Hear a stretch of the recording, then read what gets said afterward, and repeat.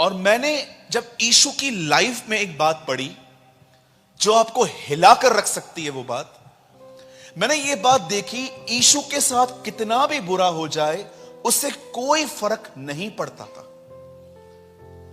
आपको पता है, उसके घर के लोग उसके लिए कहते थे इसका चिट ठिकाने पर नहीं है। आप मरकुस पढ़ के देखिए, एक वर्जन में ऐसा लिखा गया है, he is a crazy guy. ये थोड़ा पागल सा है, क्योंकि यीशु 30 साल के बाद अपने घर पे नहीं लौटा था, वो ट्रैवलर प्रीचर था। आपको मैं बताना चाहता हूं, जैसे आपकी एक प्रॉपर चर्च है, हमारी एक प्रॉपर चर्च है, यीशु को आप कभी भी किसी चर्च में एक जगह पे नहीं देख सकते थे। कभी बेथेस्दा, कभी खुराजीन, कभी गलील, कभी यरूशलेम, कभी यरीहो, वो अलग अलग जगहों पे ट्रैवलर प्रीचर था। मैं आपको बताना चाहता हूं, यीशु के जीवन में ऐसी बहुत सारी घटनाएं हुई। उसके परिवार ने उसके लिए ऐसा कहा, उसके चेले उसका मजाक उड़ाते थे। एक दिन यीशु को पथराव किया जाना था, यीशु वहां से चला गया और कुछ टाइम के बाद यीशु फिर से कहता है वहां चल, वहां जाना है, और थोमा कहता है चलो मरने वालों के साथ मरने चले। वहां से भाग के आए हैं, वापस वहां लेके जा रहा है। लेकिन यीशु को इससे कोई फर्क नहीं पड़ा। उसे पता था कि वो चंद सिक्कों में बेच दिया जाएगा, पर उसे इस बात का फर्क नहीं पड़ा।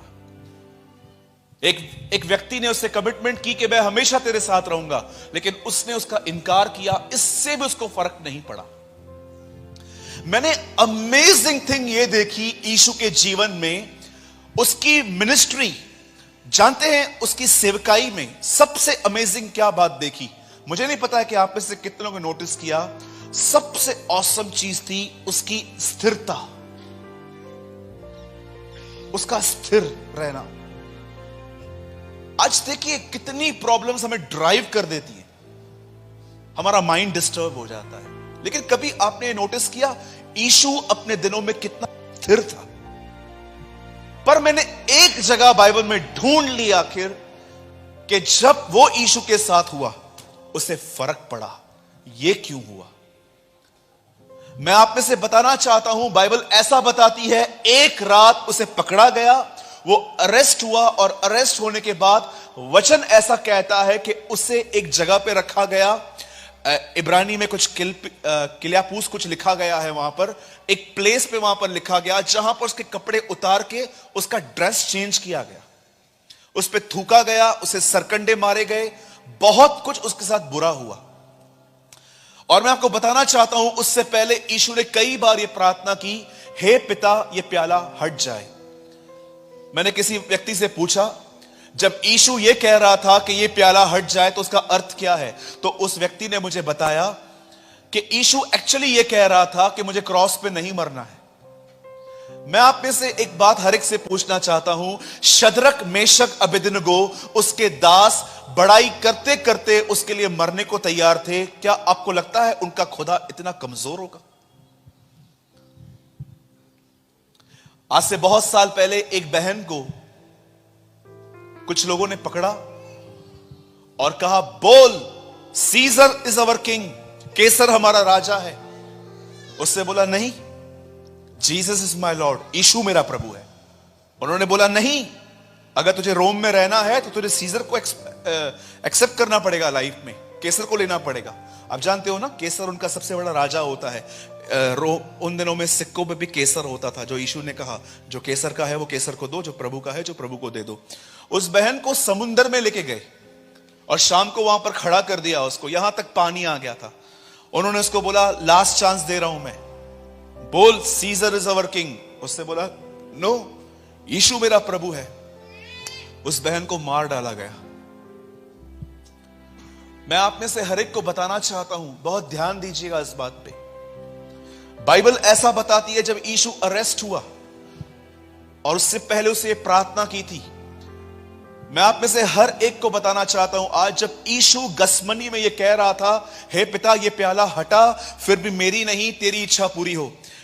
मैं हमेशा जब बाइबल को परचेस करता हूं ना, कहां से भी, तो मैं ऐसी बाइबल को परचेस करता हूं जहां पर लिखने के बाद भी 2-3 इंच खाली छोड़ा गया हो।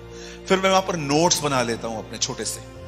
मैंने अपने पास एक बाइबल, मेरे पास एक बाइबल है जिसमें मैंने नोट्स लिखे और मैंने इस वचन के बाजू में ऐसा लिखा, यीशु ये कह रहा था, पिता मैं 1000 बार तेरे लिए मरने को तैयार हूं, पर मैं 6 घंटे तुझसे अलग होने के लिए तैयार नहीं हूं। That's he pray. वो जानता था कि जब वो क्रूज पे चढ़ेगा सारे संसार के पाप उसके ऊपर आ जाएंगे, और वही पिता जिसने उसको प्रिय पुत्र कहा था वही उसको छोड़ देगा। वो ये प्रे कर रहा था, पिता मैं तैयार हूं, गालियां, थूके, मार, कीले, कोई बड़ी बात नहीं है, मैं 1000 बार तेरे लिए मरना सकता हूं, पर क्या कोई ऐसा रास्ता है कि मैं मरूं भी और तुझसे अलग ना हूं।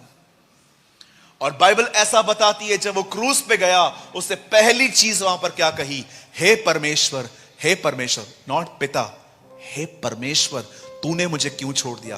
आप जानते हैं पूरी लाइफ में उसे अगर किस बात पे फर्क पड़ा तो एक बात पे पड़ा, जब वो खुदा से अलग हुआ। मैं आप में से हर एक से एक बात पूछना चाहता हूं, यहां पर जितने भी लोग बैठे हैं, मैं आप में से हर एक से पूछना चाहता हूं, आपका परमेश्वर के साथ किस तरह का संबंध है। बहुत सारे लोगों का संबंध पास्टर से अच्छा रहता है, कलीसिया के लोगों से अच्छा रहता है, पर आज सवाल यह है, आपका खुदा के साथ कैसा संबंध है। कितने लोगों ने लूका 15 अध्याय पढ़ा है? हाथ उठाइए।